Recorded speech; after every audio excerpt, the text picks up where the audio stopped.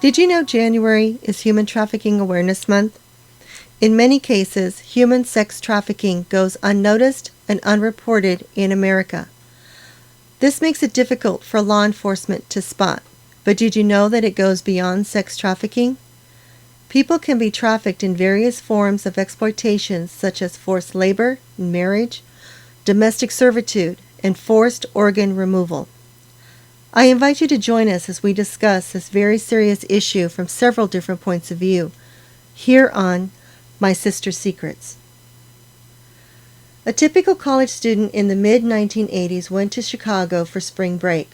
She attended a jazz festival with a group of friends she had met in college. She didn't expect to become trapped in a human trafficking ring for more than 3 decades.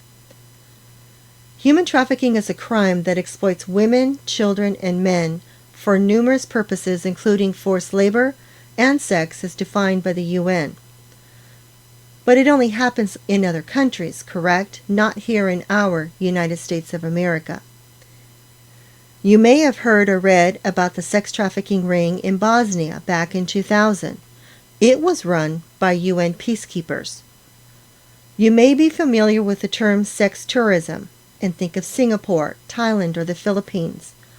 But every day and every night, young girls and boys are purchased for sex in every state of our country, 24 hours a day, 365 days a year. They are being marketed online as if they were a piece of furniture or an old car being sold for a quick profit. And their only value is cash value. They are not seen as human. There are millions of men every day buying sex. A trafficked victim may have a quota, let's say, of $1,000 per night, so they will have to service 5, 10, 20 plus men a night just to make the trafficker's quota. And if they don't meet that quota, there will be consequences. So what does human trafficking look like in the United States? Well, per the Department of Justice, the National Center for Missing and Exploited Children, 300,000 is the number of U.S. children at risk each year. And any child is at risk, some more than others, but we will discuss those vulnerabilities later. $200,000 a year is what a trafficker or pimp stands to take in from one victim, and the average pimp may have 4 to 6 victims at a time. And the age that initial contact was made and a victim is lured into this, well, it can range from 12 to 16 years old, depending on a study that you read for your specific region of the country. Now, there are younger victims, of course, but studies will always give you this average age.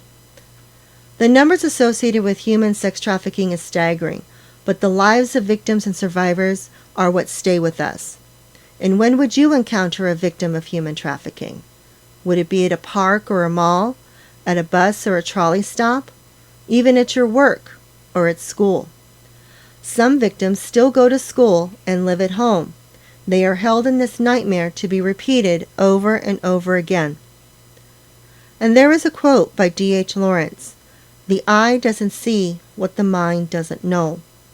So who is the trafficker, and what do they look like? Well, they look exactly like you and me. They are your boss, your uncle, your boyfriend, or your pastor.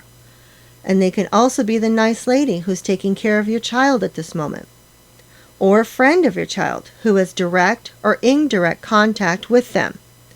Through social media or multiplayer video games, the trafficker will have created a fake profile to lure in an unsuspecting child by gaining their confidence, building trust, and creating that false friendship online. A trafficker may also offer a job of good pay weekly for only working 2 days a week and free travel. And you're going to know it's a scam the second you can't tell what the job is or anything that could be traced. And they live right alongside of us, and so do the victims. While you're here today listening to my voice, there is a man buying a child, ordering up a human being just as easily as any other online purchase we make every day. The more prestigious customer or buyer of a high-end trafficker, well, those are politicians and lawyers, law enforcement and doctors or engineers. They're highly educated, respected members of our communities, They're rich with disposable incomes, powerful, and yet they'll know they'll never face consequences, being protected by privilege. So how do we prevent trafficking in addition to responding to it? Can we, and is it even possible? We want to know your thoughts. We will have discussion with county, state, and federal prosecutors, what it takes for them to bring a case to trial, their investigations, and what we can do to assist in their efforts. What laws are in effect, and what has yet to be written.